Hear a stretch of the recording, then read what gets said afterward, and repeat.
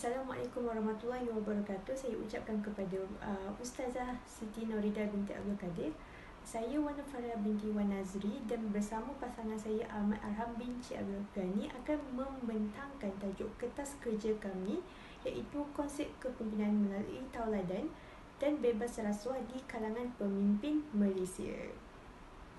Tanpa membuang masa lagi, saya akan membentangkan pengenalan tentang konsep kepimpinan dan kepimpinan melalui tauladan dan isu bebas rasuah di kalangan pemimpin Malaysia.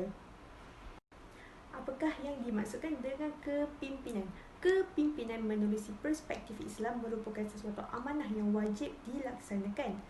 Pemimpin mestilah mempunyai sifat bertanggungjawab dalam mengurus dan mentadbir negara serta menjaga amanah yang telah ditugaskan kepada mereka. Untuk latar belakang kajian kami pula adalah berkenaan dengan kepimpinan melalui tauladan dan juga bebas rasuah yang boleh dijadikan contoh kepada setiap lapisan masyarakat di Malaysia. Jadi kami telah memilih beberapa latar belakang kajian, iaitu kami memilih Datuk Seri Najib Tun Razak dan juga kepimpinan di zaman Tun Dr. Mahathir Mohamad.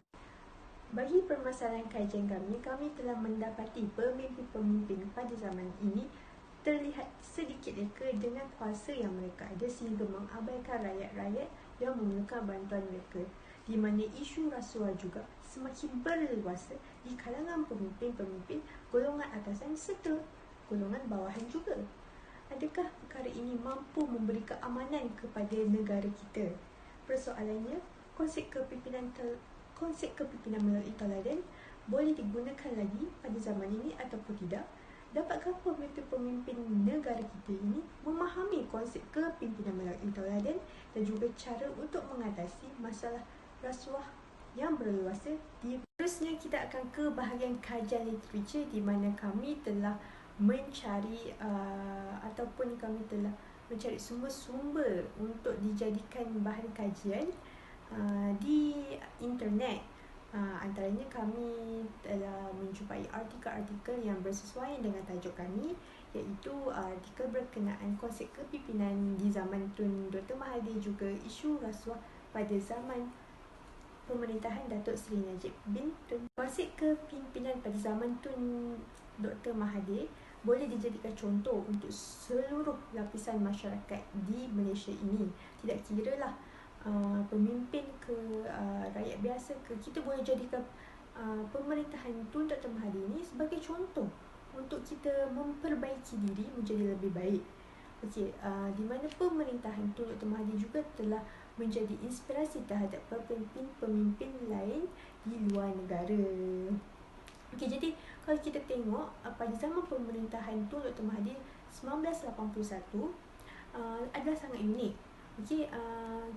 Tun Dr. Mahathir terkenal dengan sifatnya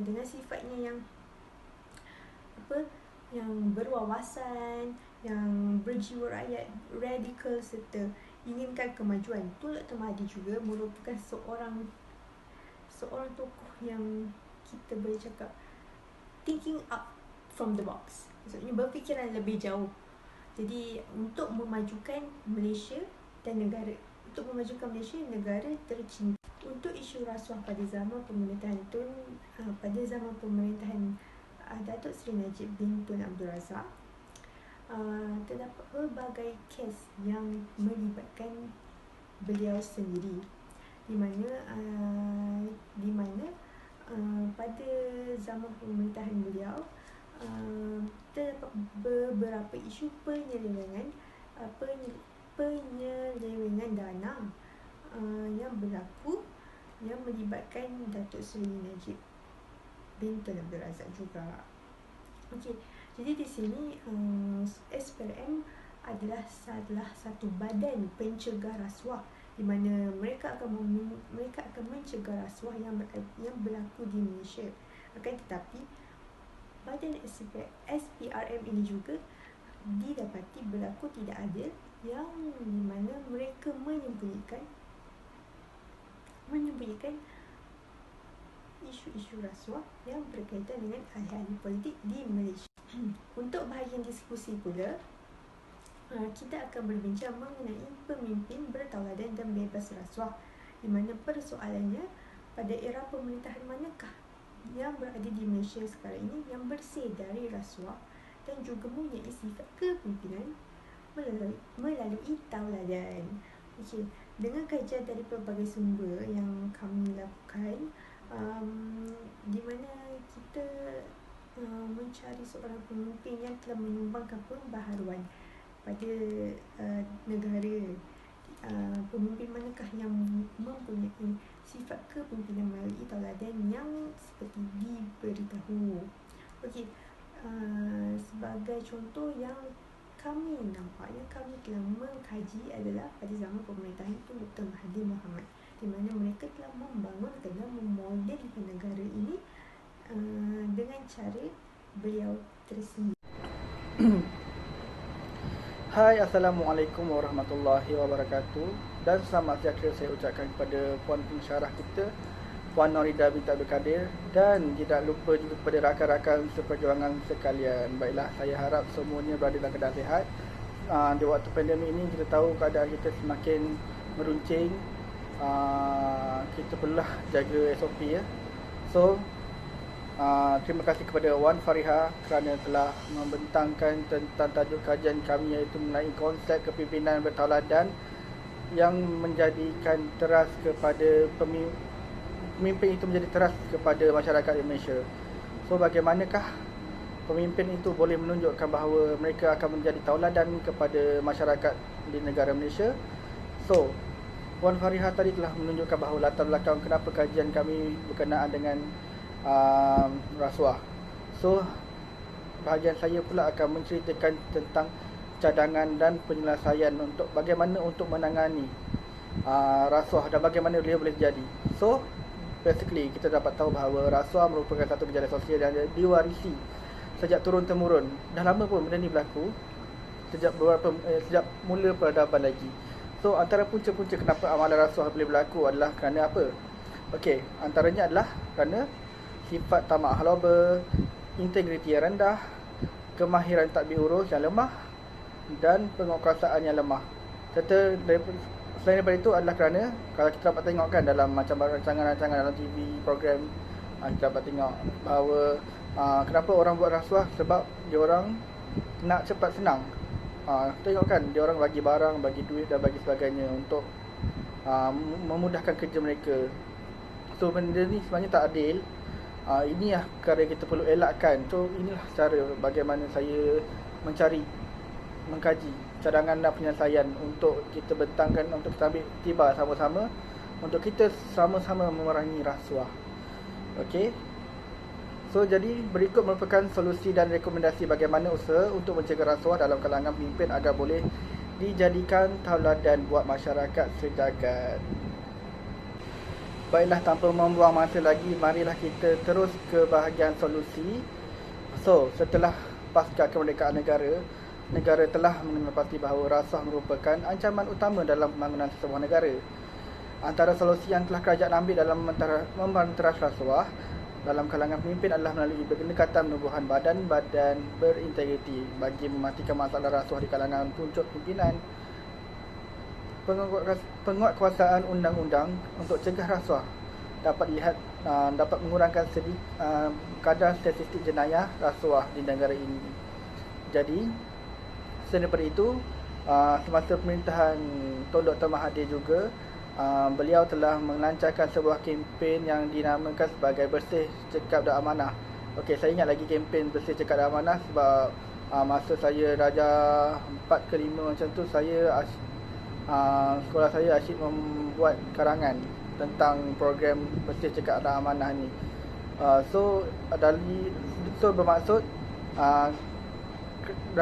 daripada sekolah lagi, kita dah dididik untuk elakkan daripada mengamalkan gejala rasuah ini. Jadi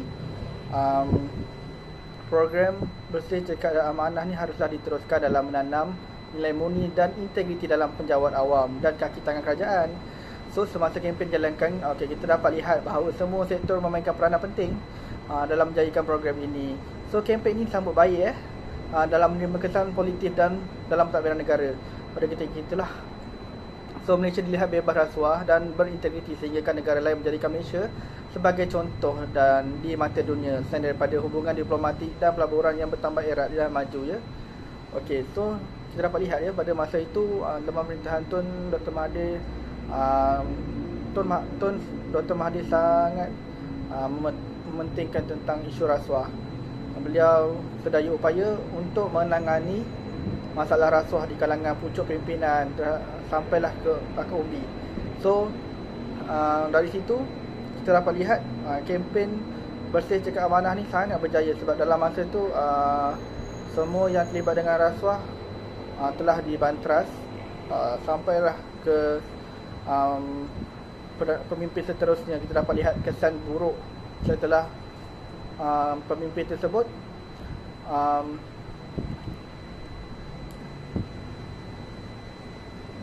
kita dapat lihat bahawa kesan buruk tersebut berlaku sehingga menjejaskan nama baik negara ya. Okey. Seterusnya adalah berkaitan dengan rekomendasi. Okey, dalam ruangan rekomendasi ini saya ingin berkongsi tentang ciri-ciri pemimpin yang boleh dijadikan tauladan kepada seluruh negara menurut artikel yang diterbitkan oleh RISDA pada tahun 2009 lalu. Okey, menurut pandangan dari sudut Islam bahawa pemimpin merupakan seorang yang bertanggungjawab memikul amanah dan mengurus takbir serta menjaga amanah yang sangat penting untuk masyarakat di Malaysia. Bukan masyarakat Malaysia lah, sebab menurut Islam kita dapat tahu ya bahawa pemimpin adalah khalifah di muka bumi ini yang akan memimpin segala umatnya. So apabila pemimpin tersebut lah yang dapat mencorakkan bagaimana orang bawah nantinya.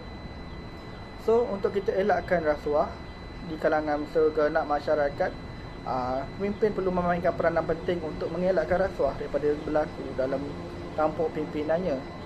So pada pandangan kami, tidak kira siapa pemimpin itu, tidak kira dari parti mana, daripada agama mana, jawatan apa sekalipun, semuanya adalah tergolong dalam kalangan wakil rakyat yang memimpin, yang membawa suara rakyat sebagai satu amanah yang dipikul untuk menuntut keadilan dan keseimbangan. Okey. Malah selain daripada itu, di Malaysia, kita dapat lihat kan, mata pelajaran sejarah tingkatan 4 dan 5 pun memberi pemahaman kepada pelajar tentang keunggulan tentang pimpinan Nabi Muhammad sallallahu alaihi wasallam yang telah memimpin Madinah pada eranya dengan cemerlang. Okey. Keunggulan pemerintahan baginda merupakan tauladan yang patut diikuti oleh segenap lapisan masyarakat. Okey. Baginda telah berjaya memimpin pentadbir termasuklah politik, pentadbiran, ketahanan negara, ekonomi, pendidikan, kehidupan sosial, budaya masyarakat. Okey, oleh itu ciri-ciri kepimpinan baginda sallallahu alaihi wasallam seperti inilah yang patut jadikan iktibar buat pemimpin-pemimpin pada masa kini. Okey, kita dapat lihat kan bahawa apa yang telah berlaku dalam beberapa tahun lepas sebelum berlakunya COVID-19, banyak peristiwa yang sangat memainkan peranan yang memberi impak besar dalam tamadun Malaysia, terutamanya masa zaman pemerintahan Datuk Seri Najib Tun Razak. So kita tak tahu apa yang berlaku sekarang ni, sama ada beliau bersalah atau tidak. Sekarang ni masihlah dalam perbicaraan, tapi beliau telah mengaku bahawa beliau bersalah dalam kes tersebut. Jadi itulah salah satu kesan buruk yang telah berlaku semasa jika seseorang pemimpin itu mengamalkan budaya rasuah. So kita perlu membantras perkara ini daripada terus berlaku dalam segenap masyarakat. So selain itu, cadangan saya, rekomendasi kan, pemimpin yang mendekatkan diri pada agamanya sudah pasti akan rasa bersalah untuk melakukan kemungkaran atau penyelewengan. So kita naklah kita mempunyai sebuah pemimpin yang sangat dekat dengan Allah. Maksudnya dia bila ada agama, dia akan rasa bahawa dia akan rasa takut untuk melakukan kesalahan. Sebab dia tahu bahawa setiap perkara yang dia lakukan adalah akan dihitung pada di akhirat kelak. So kita nak pemimpin ini bila dia ada agama, dia dapat memimpin masyarakat dengan jalan yang betul. So justru bila dia ada agama, amalan rasuah juga dah pasti akan dijauhkan dalam diri kerana takut akan balasan Allah kan. Dalam setiap agama yang menekankan nilai keadilan serta memperingati hari balasan, okey, semua agama mempunyai kepercayaan bahawa akan berlaku hari kiamat dan mereka akan diberi balasan di akhirat. So, setiap pemimpin tak kiralah daripada atasan hingga bawahan. Contohnya macam kita mempunyai menteri-menteri dari pelbagai bangsa, agama dan suku. So, mereka juga mempunyai kepercayaan bukan? So, mereka juga manusia yang akan melakukan kesilapan. So, kita nak bila mereka semua berdekatkan diri dengan agama masing-masing, mereka dapat rasa bahawa apa yang mereka buat akan mendapat balasan setimpal. Jika baik, baiklah. Dapat keburuk, kita akan dapat lihat kesan buruknya. So, dalam setiap agama yang menekankan nilai keadilan serta memiliki balasan akhirat, pasti membuatkan pemimpin akan memerintah secara adil, walhal mereka juga berfikiran waras serta tahu akibat yang mereka akan tanggung apabila mereka lakukan kemungkaran dalam pentadbiran. Okey, faham kan? Okey, last kali dalam sebuah artikel yang diterbitkan oleh RISDA pada tahun 2010 pada bulan Disember, boleh menggariskan 3 ciri-ciri pemimpin yang patut dijadikan tauladan. Dan 3 ciri-ciri ini adalah: yang pertama, boleh membuat pertimbangan baik atau buruk berdasarkan ilmu pengalaman, iaitu berkenaan dengan mentaliti. Jika mentaliti dia waras, mereka akan membuat keputusan yang baik. Okey, seterusnya yang kedua adalah berkaitan dengan kemasyarakatan. Keterbukaan pemimpin dalam menerima pendapat dari segenap lapisan. Maksudnya dia tak ada diskriminasi, dia mendengar suara rakyat. So bila dia dengar suara rakyat, keluhan rakyat, dia dapat melunaskan tanggungjawab dia terhadap negara. So kita fahamkan sekarang semua orang dalam keadaan pandemik. Okey, semua orang akan memberi pandangan macam mana nak buat sesuatu isu itu akan selesai. So pemimpin juga memainkan peranan untuk menapis mana idea yang berkemungkinan dapat membantu negara dalam menangani isu-isu semasa. So dalam kemasyarakatan ini, pemimpin harus terbuka untuk mengambil sedikit apa yang rakyat keluhkan untuk dijadikan sebagai idea untuk menjadikan penyelesaian terhadap satu isu. Dan terakhir ialah berkaitan dengan ciri-ciri pemimpin tadi. Yang terakhir adalah mempunyai keimanan yang tinggi serta bertanggungjawab terhadap diri sendiri dan sekeliling, iaitu berkaitan dengan moraliti. Okey, seterusnya saya akan membuat kesimpulan tentang keseluruhan berkaitan dengan tajuk kajian kami, iaitu berkaitan dengan pemimpin bertauladan dan berrasuah, yang merupakan ciri-ciri pemimpin yang patut dijadikan tauladan buat masyarakat Malaysia. So, sebagai kesimpulannya, setiap pemimpin haruslah bebas daripada rasuah supaya dapat mentadbir negara dengan bebas dan bersih. Okey, pemimpin merupakan tauladan buat segenap masyarakat di Malaysia, tak kira bangsa atau agama. Jika baik pemimpin itu, maka baiklah pentadbiran di bawahnya. Rakyat dapat merasakan kemakmuran dan kesejahteraan di bawah pimpinan seseorang pemerintah. Okey, tauladan yang ditunjukkan dapat jadikan contoh dan sekaligus menjadi penanda aras buat pelabur di dalam dan di luar negara. Jika mereka bebas rasuah lah. Nampak tak bila pemimpin tersebut terlibat dalam rasuah, sekaligus memberi kesan dan impak yang positif ataupun negatif terhadap sebuah ekonomi dalam negara. So amalan rasuah dalam pemimpin haruslah dihapuskan kerana pemimpin adalah sebuah mandat yang telah dipilih melalui pilihan raya. Mandat ni diberikan oleh rakyat kan. So bila kita beri mandat kepada pemimpin, kita maksudnya memberi kepercayaan bahawa pemimpin tersebut dapat melakukan kerja dengan betul, dengan telus. So peristiwa buruk yang pernah berlaku sehingga Malaysia menjadikan perhatian dunia sudah pasti tidak mahu diulangi lagi, betul tak? Kerana isu rasuah bukanlah sebuah isu yang remeh. Malah ianya dapat menjejaskan hubungan diplomatik antara sesebuah negara. Okey, pelabur-pelabur juga akan hilang percayaan dan beralih untuk melabur ke negara lain. Okey, kesimpulannya, rasuah haruslah dimusnahkanlah, haruslah dimansuhkan supaya negara ini dapat dipimpin oleh semua pemimpin-pemimpin yang adil dan saksama. So itu sahajalah daripada saya untuk buat pembentangan ini. So saya ucapkan ribuan terima kasih kepada pensyarah dan pelajar-pelajar lain dan turut menonton video ini. Saya harapkan anda semua berada dalam keadaan baik dan jagalah SOP. Jika tidak perlu keluar, jangan keluar, ya. Okey, terima kasih kerana telah memberikan kerjasama dalam pelbagai motivasi lah untuk menjayakan kajian kes ni. So terima kasih, itu saja. Assalamualaikum warahmatullahi wabarakatuh.